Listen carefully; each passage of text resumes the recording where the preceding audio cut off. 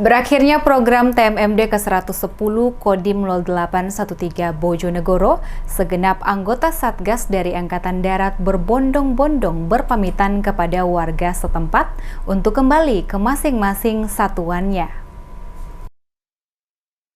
Berbagai giat sasaran fisik dan non-fisik program TMMD ke-110 Kodim 0813 Bojonegoro yang dilaksanakan di Desa Ngerancang dan Desa Jatimulyo telah usai dilakukan. Anggota Satgas dari Angkatan Darat bersama-sama berbondong-bondong berpamitan kepada warga setempat sebelum kembali ke satuannya Rabu pagi. Letnan 2 Infantri Wiyoto, anggota Satgas TMMD ke-110 Kodim 0813 Bojonegoro menyampaikan kesannya selama berada di desa sasaran TMMD. Masyarakat desa setempat diakui ramah dan antusias dengan hadirnya anggota Satgas di desa mereka.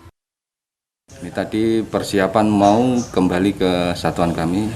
Untuk kesan selama melaksanakan TMMD, alhamdulillah masyarakatnya sangat ramah tamah, kemudian antusias dalam melaksanakan kegiatan TMMD ini. Kepada masyarakat, semoga jalan kemudian RTLH yang sudah dibangun semoga bermanfaat, kemudian tolong dijaga dengan baik, dimanfaatkan.